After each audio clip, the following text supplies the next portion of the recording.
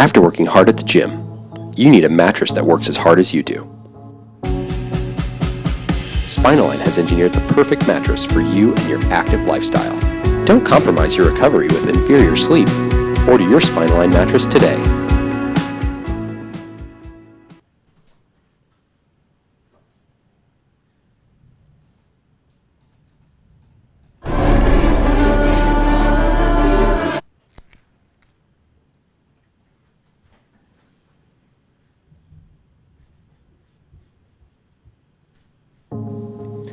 After working hard at the gym, you need a mattress that works as hard as you do.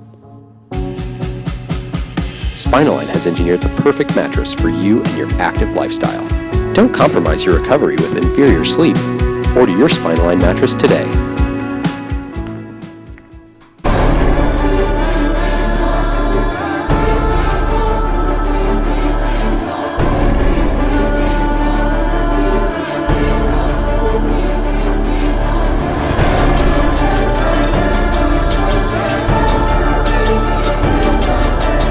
Rush Vapes, the world's first pre-workout vape.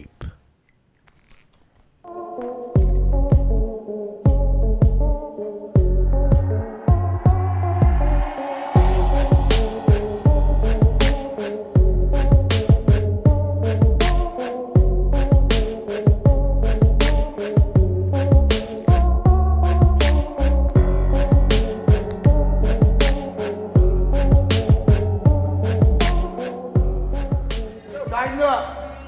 Yep.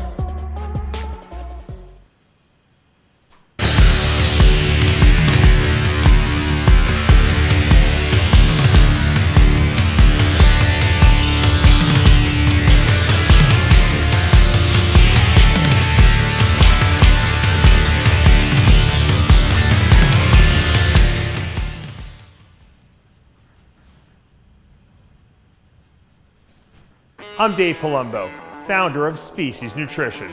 I created Species Nutrition with one mission in mind: to provide bodybuilders and serious athletes with no-nonsense supplements that work and are backed by science. From my earliest bodybuilding days, I believed in only putting the best in my body, and that lives on in the Species Nutrition line of products. We use only top-of-the-line formulations dosed for maximum results and the best flavoring systems available. I put my name and reputation on every bottle of Species Nutrition products. If you want to be your absolute best, join the evolution.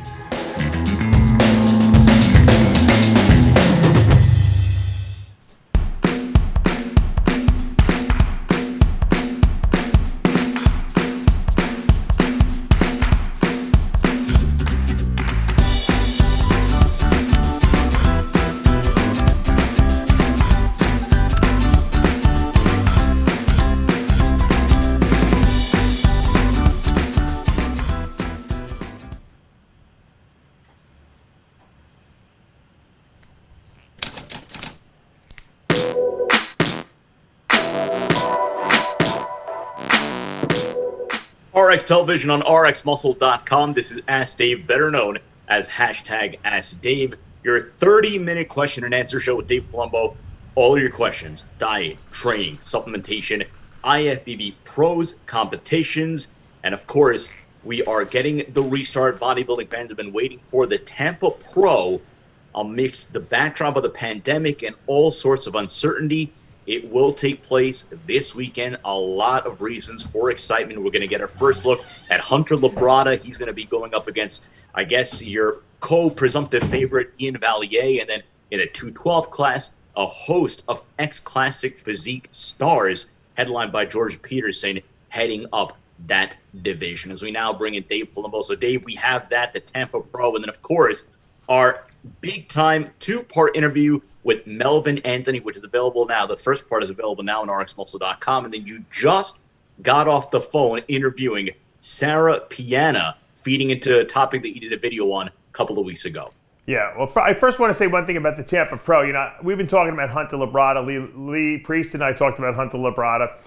And I did, some stuff earlier in the week. I didn't even know that Ian Valliere was in the show because these IFBB Pro website is never updated, okay? The competitor list on Monday, when Chris and I did our radio show predictions, he wasn't on the list. And I know he probably enrolled, he signed up for it. So I don't know if they're not putting it up and updating the list enough. The update said from July 29th, or whatever it was, I don't remember what it was. It was July, whatever it was relevant to the date that I did the preview. So I don't know why they don't get the thing updated, which is kind of frustrating because as a news agency, we want to try to update everyone, and I don't know who's in I don't know. I can't keep track of everyone. I don't know what show he was planning on doing. So I definitely think that Ian Valliere will be very difficult to beat.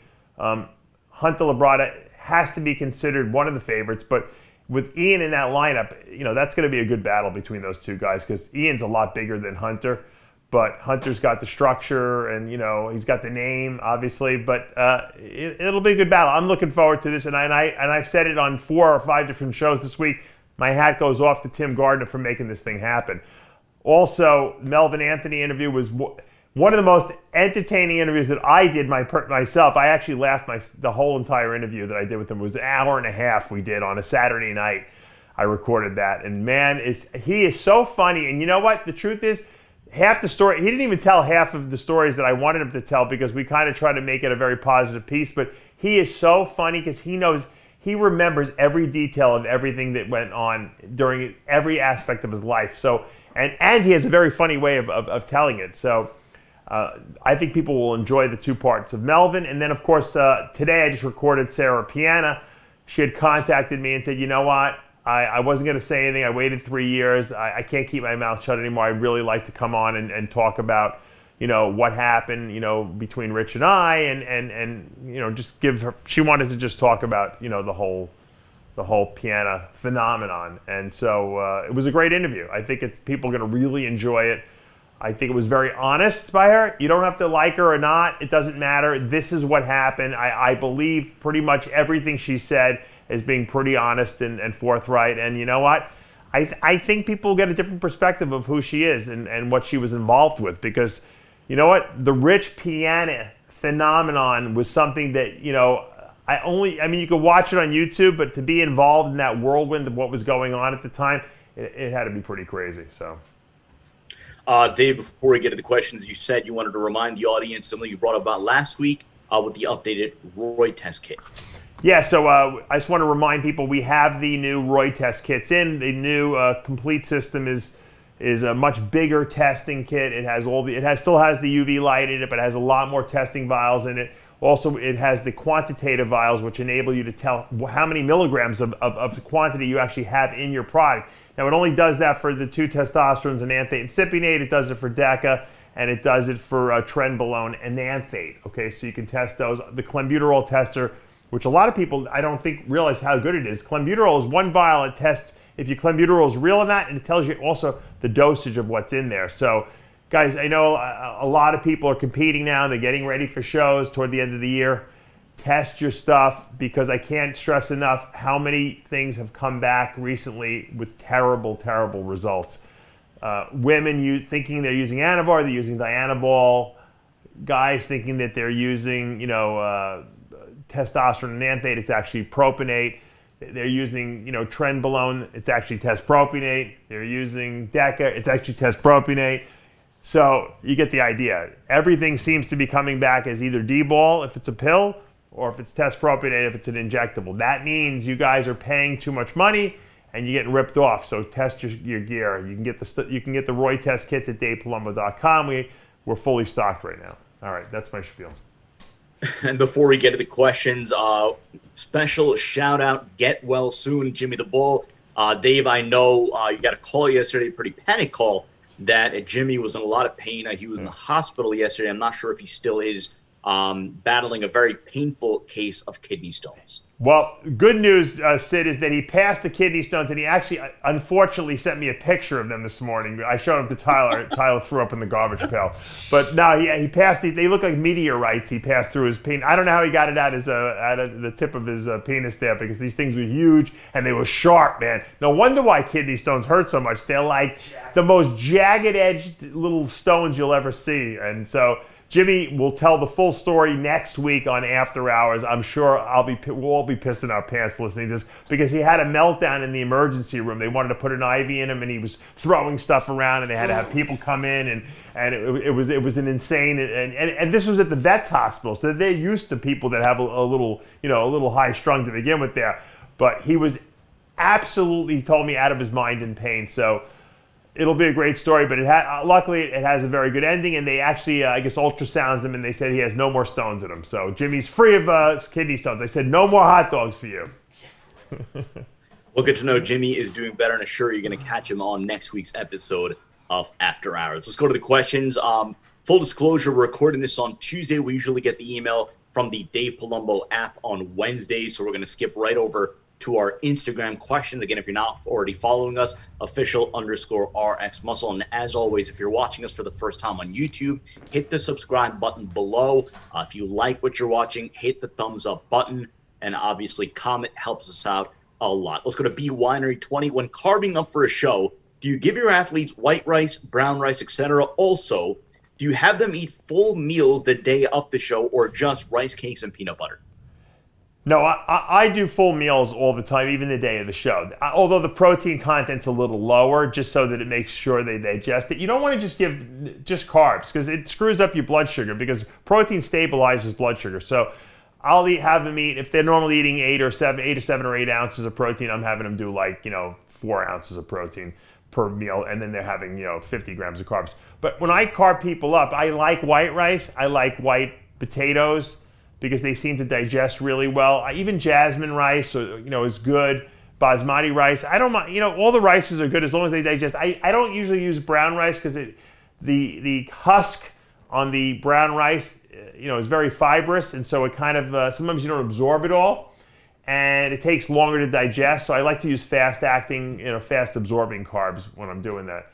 I know, like my friend Jason Arntz used to use my I think he still uses it on his clients. He uses my Carbolize product on a lot of his clients to carb them up because it's absorbed so rapidly. And that's a good product to use on like a Thursday or Friday for a Saturday show, like when you're still drinking.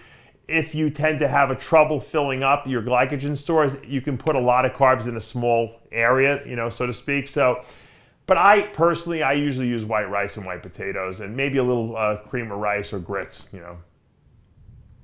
Let's go to Deschamps Skyle. Best way to set up an off-season diet for a diabetic wanting to add lots of muscle but stay on top of A1C. So, if you have, specific cases where you've worked diabetics setting up their off-season diet plans. Yeah, if you have...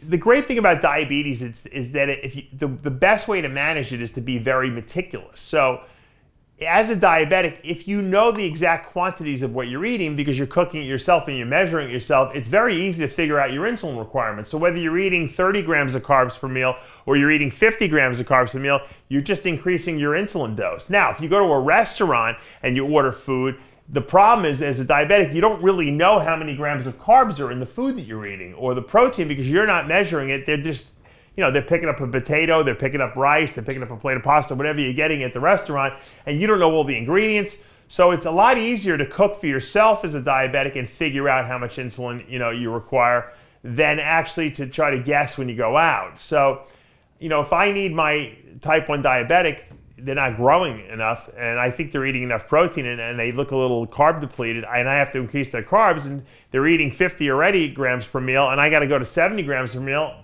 They just add 2 more units of Humalog, to each meal, and that covers their 20 grams of carbs. So it's pretty simple to manage a diabetic. Once again, if you're making your own food and you're measuring stuff. And now a lot of people that I work with, I tell them to eat 8 ounces, and they eye measure it, and which is not necessarily a good thing. Off season, it doesn't matter, and if you're not a type 1 diabetic, it doesn't matter because your body will just compensate with more or less insulin. But as a diabetic, I really, really stress and recommend that you weigh and measure things out so that you can choose the right amount of insulin you produce when you do it. Now, if you're good at eyeballing it and you're checking your blood sugars and they're in the right range, then don't worry about it. But for people who maybe are not sure, you're better off doing it the old-fashioned way and measuring everything you eat. Let's go to Josh Gerstel. Can you take testolyze when on a TRT dose after a cycle? Yeah, absolutely. I know people that now are using testolyze at 365 days a year, because when they're on a cycle, it limits the DHT production in their body, which prevents hair loss and acne and prostate enlargement, and it actually helps eliminate some of the estrogen without flatlining it. And then I know people that absolutely, I have everyone use it, post-cycle, when they're doing their PCT, because once again, you're not using any hormones. You want to balance your natural levels of testosterone to DHT to estrogen, and this product works really well. I have a lot of women using it now because, and I've done a separate video on this, because you got to remember, in women's bodies, some women, just like some men, are big DHT converters. Meaning that if you're a woman and you're very hairy, okay, in your face, you get thin hair, like I know women that lose a lot of hair in the shower regularly, okay? You break out maybe. That means you're a high DHT converter. Now remember, women don't produce testosterone because they don't have from their testicles, because they don't have testicles.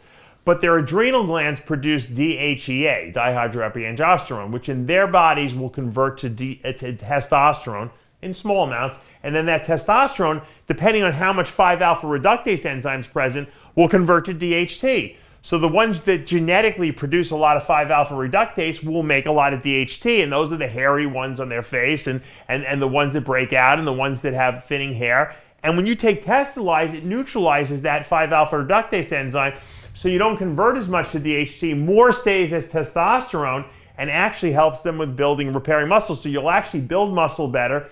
You'll have less side effects, okay, just naturally. And women notice that they seem to feel better too, because now their balance of hormone, just like in the men, is restored. So testolyze never was my intention initially for use in women, but it actually works really well in women. And I never even thought about the fact that, hey, I knew women produce testosterone, but I didn't even think about the fact that, hey, some of that testosterone will convert to DHT based on how much 5-alpha reductase, and that's very genetic. So for the women who are negatively affected because they have high 5-alpha reductase enzyme in their body, testolyze is awesome to use. We spoke about DHT. This question is about propecia. It's from Patrick at the Man Swayze. Do you think his specific question, and I'll add on to it, his specific question is propecia 1 mg 3 times a week. Would it affect gains? Goes on to say that he is natural. Basically, now he's taking for anti-aging, not prone to balding. Just want to keep my hairline. I'm help my prostate. So I guess if you want to answer that, but then the more broader question, and that is the relationship between propecia and overall muscle gain. Is there a negative impact? Okay. Yeah, I mean, propecia, Proscar, those are common names of like the generic drug finasteride. And finasteride is a prescription drug that inhibits the enzyme 5-alpha reductase, which I just said in the previous question, converts testosterone into DHT, or dihydrotestosterone, which is what causes hair loss, hair thinning on the head, hair loss on the head, hair growth on the face, all the different side effects that men and women get, acne, prostate enlargement. Now, so you don't want excessive DHT levels in the body. And some people who take anabolics, or even natural people, are just big DHT converters. I think I was, because I always broke out as a kid, and I had very high DHT levels. Now, you don't really need a lot of DHT to build muscle. DHT is more responsible in younger men for developing the secondary sex characteristics of a man, thickening of the jaw, deepening of the voice, and it does, unfortunately, that in women who take, the wrong anabolics. But it's not responsible for building muscle. So taking a product like finasteride, whether it be called propecia or Proscar, doesn't matter, taking a milligram or I take 2.5 milligrams a day, is not going to inhibit muscle gains. However, if you flatline your DHT too much, it can affect sex drive. A lot of people notice their sex drive drops down. I think I produce so much DHT in my body naturally that I could take 2.5 milligrams of finasteride a day and it doesn't negatively affect me at all. I need it, okay? Because I'm even my testolyze product is not strong enough for me. And I'm doing it for hair loss and stuff like that. But for most people, okay, taking finasteride is too strong and they wind up losing their sex drive on it. So for most people, testolyze is perfect because it doesn't knock out too much of the 5-alpha reductase. It only knocks out, it brings it down to like normal levels. So I recommend most people try that first before you go to, I wouldn't be just taking finasteride if you don't have any hair loss problems and you just, hey, I'm just going to take it for health purposes. Take the testolyze first. If you have too many, if it doesn't do enough, which for most people it will do enough, then you can go one up. This way you're not risking messing up your sex drive, because a lot of people complain about finasteride and sex drive problems. And that's because a lot of people are very sensitive to lowering their DHT too low. And that's something to consider. Will it affect muscle gains? No. But if you don't feel good, you know what I mean, and your sex drive's messed up, that's going to mess you up mentally. And so a lot of people, I don't recommend they use it unless they absolutely need it. Let's go to Big Pat 98. Dave, how would you approach arm training for the guys that don't have the best genetics when it comes to arms?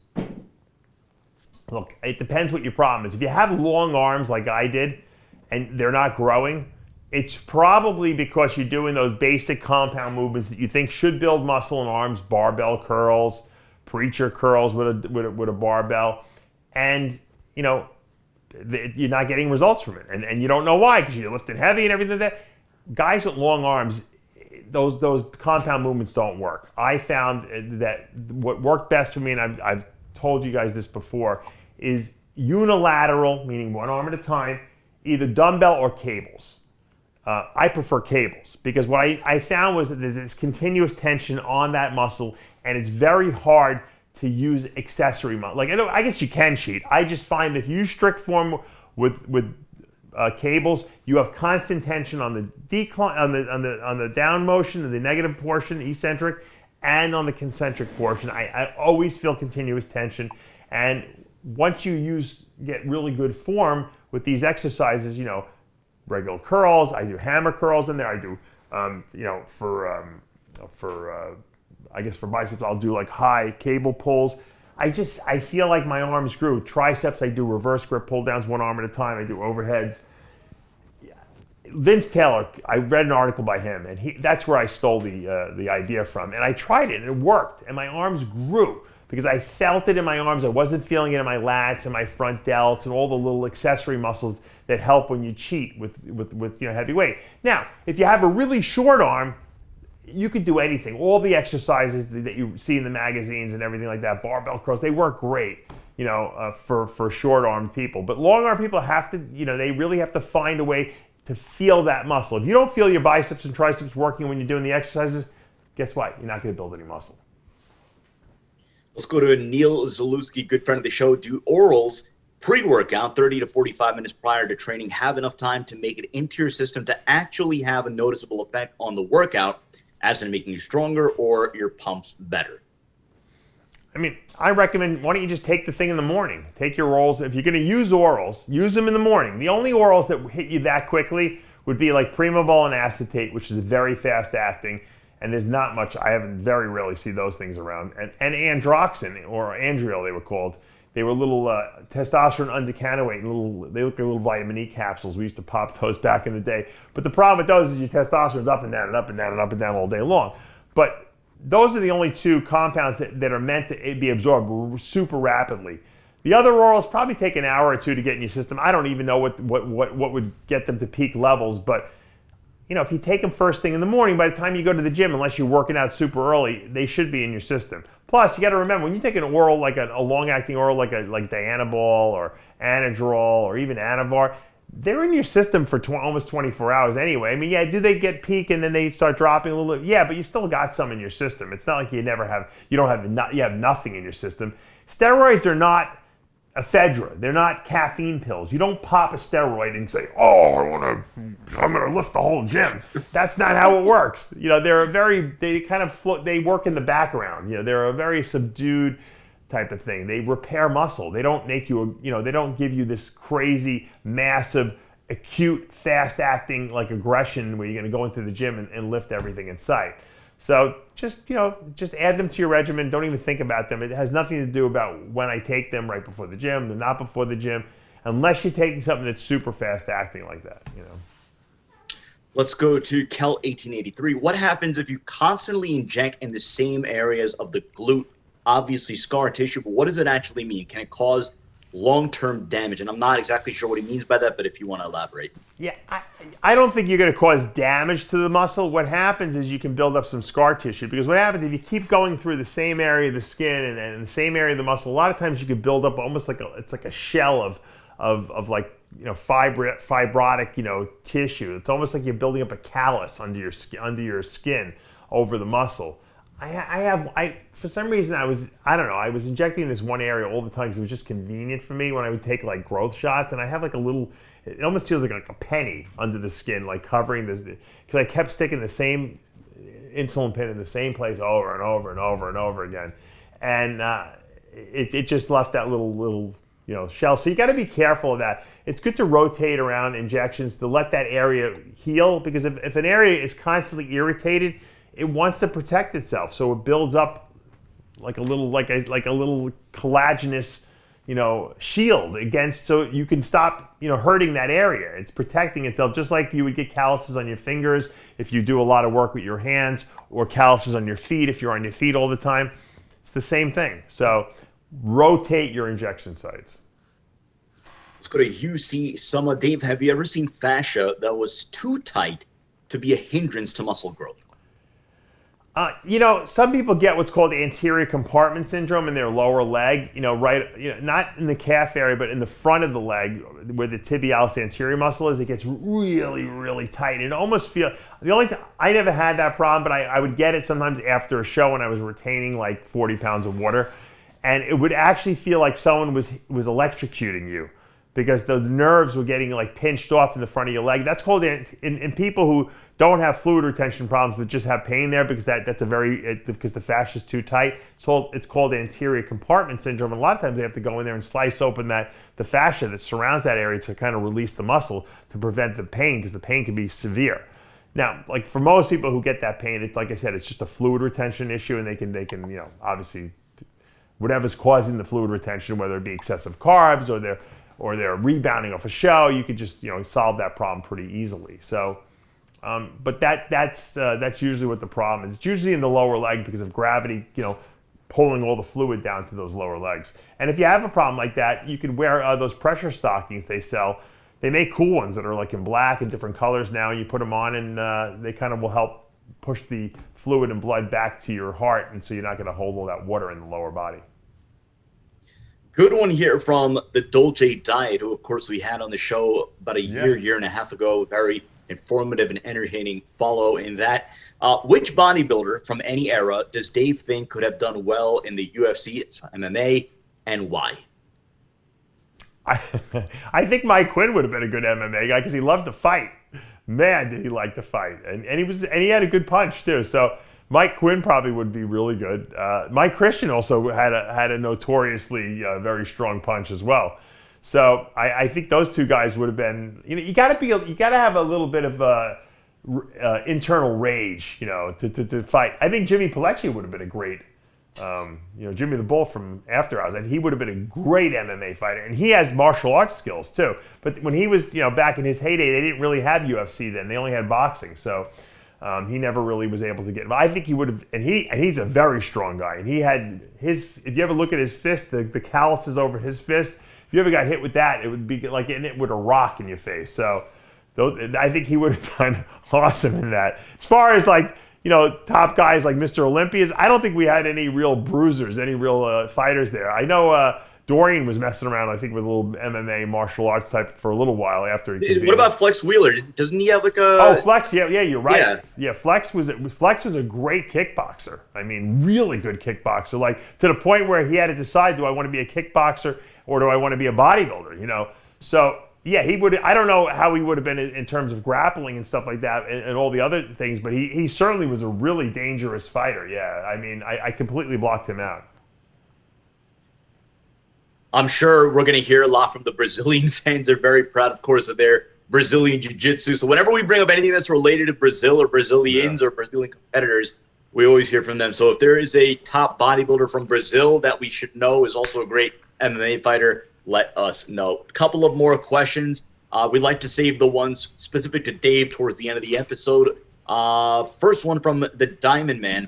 With all the extra things you do outside of bodybuilding, Snake, Supplement Company, RxMuscle, everything you have with Chris Aceto, multitasking, so on and so forth. I was wondering where coaching fits into your life. Is it a passion, or do you just do it because you can and have a massive amount of knowledge? He goes on to say that he just signed up with you last week. He's very much looking forward to working with you. Yeah, the great thing about my life now, and this wasn't true initially, is that I can do whatever I want. I don't have to do anything. I make enough money, from so many different, and I always talk about streams of income being important, that I only do what I like. I don't do any, like if I didn't enjoy coaching, I would stop coaching. I don't do anything for the money because I have enough. I don't need to be greedy, and that's why people always ask me, Dave, how come you don't charge as much as some of these other coaches do for coaching? Because I'm like, well, I don't really do it. I want to get paid for everything I do, obviously, because otherwise it doesn't justify spending my time. But I don't need to knock anyone over the head with exorbitant coaching fees because that's not what I do. That's not my main thing in terms of I need to make this money to support myself and to pay my bills. It's only one of the components. So I try to make it affordable because I'd rather work with a larger variety of people so that I can spread, information. I'm an information spreader. I believe in not hoarding information, but giving it out so that other people can take that information and spread it. Because I think it's important that we teach people the right way to do things, and that's why that's why I have RxMuscle. RxMuscle is probably the least profitable thing that I do, but it's one of the things that gives me the most pleasure because I like to educate people and put it out there. And if I can make, indirectly make money by getting more coaching clients or selling more species nutrition products or whatever, all the other little things I do, then that's great, and if that gets my name out there and makes me popular so that people will tune in and listen to what I say, then I'm doing what I'm meant to be here on this earth. We all have to find what our purpose is. My purpose is as an information provider, not just in bodybuilding and health and fitness, which is what I'm truly passionate about, but now I do it in reptile breeding.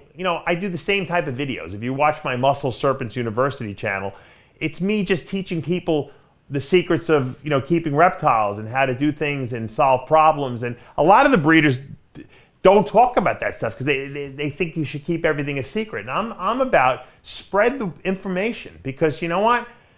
Information should be free and available to everyone. What you do with that is what makes you special. And I think a lot of problems, and this is a good way, this is a nice little topic to end the show on probably, but people should stop worrying about what other people are doing. Worry about what you want to do. Because when you worry about what other people are doing and you say, oh, he's doing this and he's doing, you know what? It distracts you from being able to create your own stuff, and it makes you not capable of achieving what you really want to achieve because you're so preoccupied with what they're doing. Everyone can do their own thing and be successful. You don't have to stop someone else from being successful for you to be successful. And that's a big mistake people make. There could be, just because I have a YouTube channel that's very successful doesn't mean I have to stop this other company from being successful because if they're successful, that means I can't be successful. No, that's not true. I don't worry about what Generation Iron does or this guy does or that guy does or MD. I worry about what we do here. Sid and I, and Tyler, we brainstorm what kind of coverage we're going to do every week and what we're going to put out, and it has nothing to do with what anyone else does. It is completely fixated on what we think our mission statement is, the truth in bodybuilding, and how we could put that out there, whether it be by interviewing people, by doing Ask Dave, by me doing a rant, by me entertaining people on after hours with the whack pack, whatever the itinerary is for the week. That's what we put out, and it is independent of what other people are doing, and that's what you guys should do. And if you do that, you will be successful at everything you do. You have one more question. We could just save it to the next episode. No, it's all right. Let me know. Ask it. All right, here we go. Dedgwick, short, sweet, but poignant. The day that changed Dave's life. The day I went to jail. There's a lot of points in my life that changed my life a lot, but that's one of the key ones, I would say, because when I went to jail, it changed my mindset. I had to recreate myself. I was taken out of a loop of what I was doing, which was taken for granted. Hey, I could do whatever I want. I make money. I do this. I do that.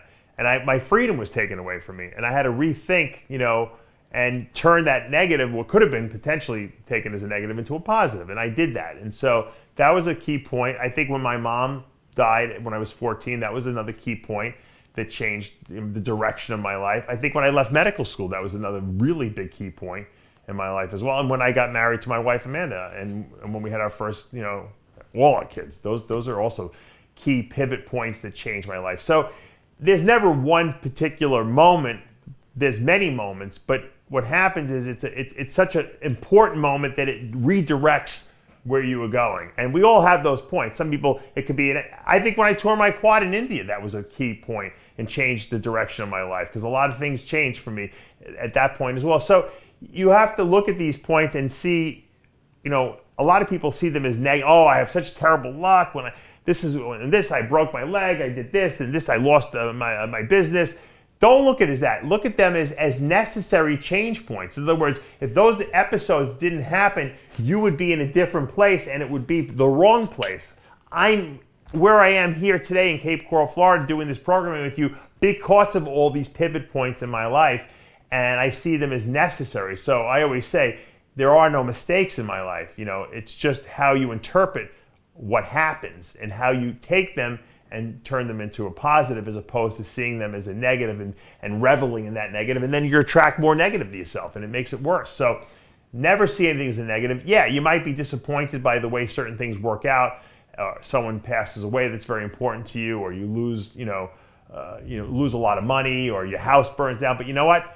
After you get over the initial shock of it, start looking and analyzing what happened and saying, okay, how can I turn this negative situation into a positive situation? Because it must have been necessary for me to change what I was doing to get to the next point in my life.